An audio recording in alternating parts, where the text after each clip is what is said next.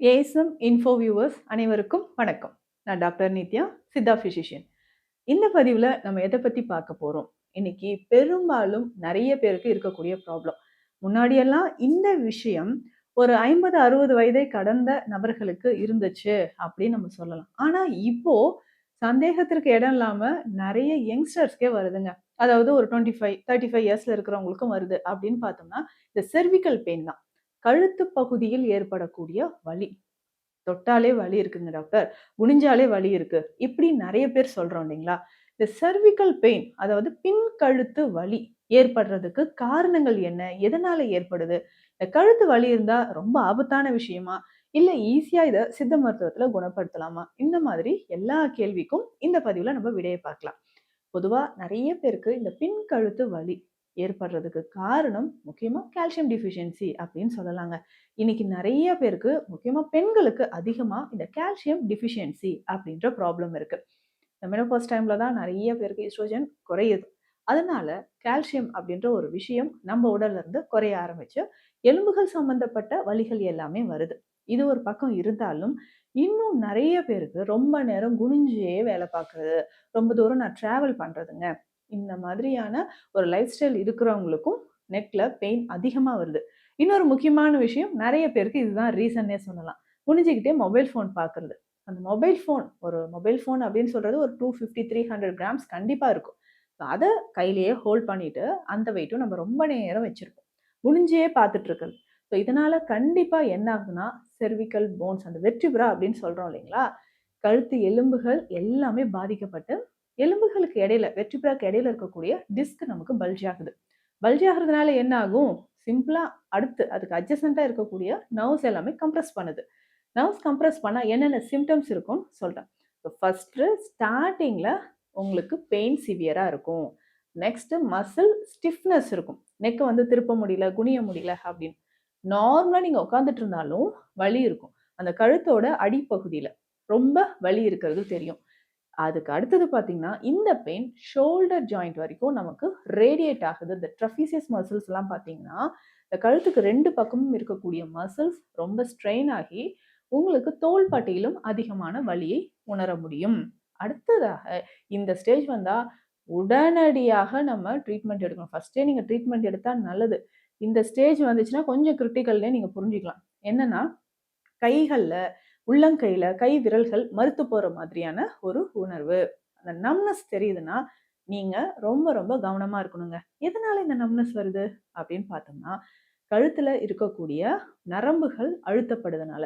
வெர்டிபிளா இருக்கக்கூடிய அந்த disk bulge ஆகுது. டிஸ்க் ஹெர்னியேஷன் அப்படின்னு சொல்லுவோம். ஸோ அந்த டிஸ்க் ஹெர்னியேஷனால நம்மளுடைய நரம்புகள் அழுத்தப்படும்போது கைகள்ல என்ன ஆகுதுன்னா, இந்த மாதிரி ஒரு நம்னஸ் ஏற்படுது. இதுக்கு தான் இது வந்து ஒரு ஃபைனல் ஸ்டேஜ்னே சொல்லலாம். ரொம்ப நாளா இதையும் தாங்கிட்டு நீங்க ஒர்க் பண்ணிக்கிட்டே இருந்தீங்கன்னா, அடுத்தது சர்ஜரி தாங்க. நீங்க வந்து கழுத்த அசைக்கவே முடியாது. 6 மாசம் பெட் ரெஸ்ட்ல இருங்க அப்படின்லாம் சொல்லிருவாங்க. ஸ்டார்ட்டிங்லயே இந்த கழுத்து வலி, இந்த செர்விக்கல் ஸ்பாண்டிலோசிஸ் அப்படின்ற இந்த கண்டிஷனை எப்படி சரி செய்யலாம்? ஜென்ரலா நம்மளுடைய போஸ்டரை கரெக்ட் பண்ணுங்க. ரொம்ப நேரம் குனிஞ்சிட்டே இருந்தீங்கன்னா, அந்த ஹேபிட்ட கொஞ்சம் மாத்திக்கோங்க. இல்லைங்க நான் ஒர்க் பண்ணிட்டு இருக்கேன்னா, இடையில இடையில கொஞ்சம் நீங்க பிரேக் எடுத்துக்கணும். Neck collar, cervical collar use பண்றது ரொம்ப பெஸ்ட்டா இருக்கும்.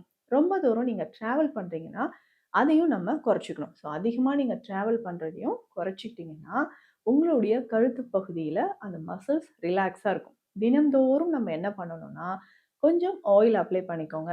ஆயில் அப்ளை பண்ணிட்டு ஒத்தடம் குடுக்கலாம். இந்த ஒத்தடம் குடுக்கறது, இந்த கிழி ஒத்தடம் குடுத்தா ரொம்ப சிறப்புங்க. நெறைய பேர் ஹாட் வாட்டர் பேக்லாம் வச்சு ஒத்தடம் குடுக்குறீங்க. கிழி ஒத்தடம் ட்ரை பண்ணி பாருங்க. கிழின்றது ஒண்ணும் இல்லைங்க. சில வகையான மூலிகைகள, இல்லன்னா மூலிகை பொடிகள நம்ம ஒரு வெண்மை நிற காட்டன் கிளாத்ல வச்சு, அத முடிச்சு மாதிரி கட்டி, எண்ணெய் சூடாக இருக்கும்போது அதுல தொட்டு, பொறுக்கக்கூடிய சூட்ல உங்க கழுத்துல ஒத்தி ஒத்தி எடுக்கிறது. இதுதான் ஒத்தடம்னு சொல்லுவோம். ஒத்தடம் குடுக்கும்போது உங்களுக்கு ரொம்ப ரொம்ப நல்லாவே ரிலீஃப் கிடைக்குங்க. அப்போ நமக்கு மசில் ஸ்டிஃப்னஸ் குறைய ஆரம்பிக்கும். நர்வ்ஸ்ல பெயின் இருக்கு, இல்ல இரிட்டேஷன் இருக்குன்னா நமக்கு குறைய ஆரம்பிச்சுரும். இதை தாண்டி வேறு என்ன நம்ம உணவு முறையில் மாற்றம் செய்யணும்? நிறைய கால்சியம் இருக்கக்கூடிய உணவுகளை எடுத்துக்கோங்க. இப்போ கால்சியம் நிறைந்த கீரைகள், ஸ்ப்ரவுட்ஸ், சரிங்களா? இந்த முளைக்கட்டிய பயிறு வகைகளை நீங்க எடுத்துக்கலாம். ஸோ இதை தாண்டி அந்த கால்சியம் நிறைந்த உணவுகள் வேறு எதுலங்க இருக்கு? கீரை வகைகள் இருக்குன்னு நான் சொல்லிட்டேன். மில்லட்ஸ் இந்த சிறுதானிய வகைகள்ல நிறையவே இருக்குங்க. இதுல முக்கியமாக கேழ்வரகு ரொம்ப முக்கியம். ஸோ இதுல வந்து ராகி அப்படின்னு சொல்லக்கூடிய இந்த கேழ்வரகு தினம்தோறும் நீங்க உணவுல எடுத்துக்கோங்க. அதற்கு அடுத்ததாக வெள்ளை சோளம், சிறு சோளம் அப்படின்னு சொல்றோம் பார்த்தீங்களா? இது வெண்மை நிறத்துல சின்ன சின்னதா இருக்கும்.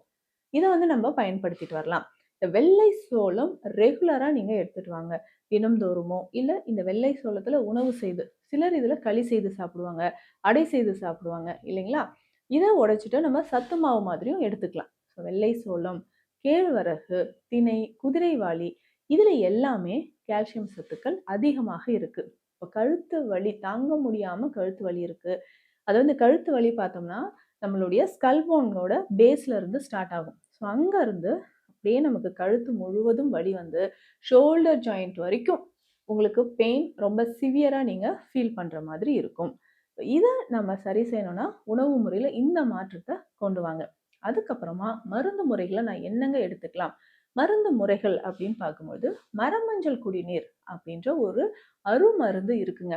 இந்த மரமஞ்சள் குடிநீரை நீங்க எப்படி எடுத்துக்கலாம் அப்படின்னா, இந்த மரமஞ்சளோட சேர்த்து சில மூலிகைகள் இதுல கலவையாக அந்த கஷாய மருந்து உங்களுக்கு கிடைக்கும். இந்த மரமஞ்சள் குடிநீர் இருக்கு பார்த்தீங்களா? இத காலையிலயும், ஈவினிங் மாலை நேரத்திலயும் 2 வேளையும் நம்ம கஷாயமாக குடிச்சுக்கிட்டே வரணும். தொடர்ந்து இந்த கஷாயம் குடிச்சுக்கிட்டே வாங்க. ஒரு 60லிருந்து 80 ml காலை, இரவு உணவு எடுத்த பிறகு இந்த மரமஞ்சள் குடிநீர் அப்படின்ற மருந்தை நம்ம எடுத்துட்டு வரணும். இதை தாண்டி தினந்தோறும் கீரை சாப்பிட்றது, முளைக்கட்டிய வெந்தயம், முளைக்கட்டிய கருப்பு உளுந்து இது எல்லாமே நம்ம உணவுல சேர்த்து சாப்பிட்டுட்டு வரணும். ஃப்ரூட்ஸ் பொறுத்த வரைக்கும் எதெல்லாங்க நல்லது அப்படின்னா எல்லாமே எடுத்துக்கலாம். முக்கியமா கொய்யா, மாதுளை ரொம்ப ரொம்ப சிறந்ததுங்க. ஸோ இதையுமே நம்ம உணவுல சேர்த்து சாப்பிட்டுக்கிட்டே வரணும். ரொம்ப தூரம் நீங்க டிராவல் பண்றீங்க அப்படின்னு சொன்னா கண்டிப்பா செர்விக்கல் காலர் யூஸ் பண்ணிக்கோங்க. அதிகமா வெயிட் லிஃப்ட் பண்றது, ஸ்ட்ரெஸ், டிப்ரெஷன் இது இல்லாம பார்த்துக்கோங்க. போதுமான அளவு உறக்கம் ரொம்ப முக்கியம். அதனோட சேர்த்து நீர்ச்சத்து உடல்ல கரெக்டா பேலன்ஸ்டா இருக்கிற மாதிரி நீங்க பார்த்துக்கணும். நீர்ச்சத்து சரியா இருக்கும்போது தான் அந்த போன்ல டீஹைட்ரேஷன் இல்லாம இருக்கும். இன்னைக்கு பெரும்பாலும் நிறைய பேருக்கு ஜாயிண்ட் பெயின் வர்றதுக்கு இதுதாங்க ரீசன். அப்போ உடல்ல அதிகமான ஒரு வறட்சித்தன்மை வராமல் இருக்கிறதுக்கும் இந்த மாதிரி நீர்ச்சத்து இருக்கக்கூடிய காய்கறிகள், ஃப்ரூட்ஸ் இது எல்லாமே எடுத்துக்கோங்க. அப்பப்போ கொஞ்சம் நட்ஸ் வகைகளும் நீங்க எடுத்துக்கலாம். இதுல முக்கியமாக தினம்தோறும் ஒரு கைப்பிடி அளவு வேர்க்கடலையும் சாப்பிட்டுக்கோங்க. அப்ப கழுத்து வலி அப்படின்னு சொல்றது செர்விக்கல் ஸ்பாண்டிலோசிஸ். ஆரம்பத்திலேயே இந்த விஷயங்களை எல்லாம் நீங்க ஃபாலோ பண்ணுங்க. ரொம்ப விரைவில் நமக்கு குணமாகும். மீண்டும் அடுத்த பதிவில் சந்திக்கலாம். நன்றி.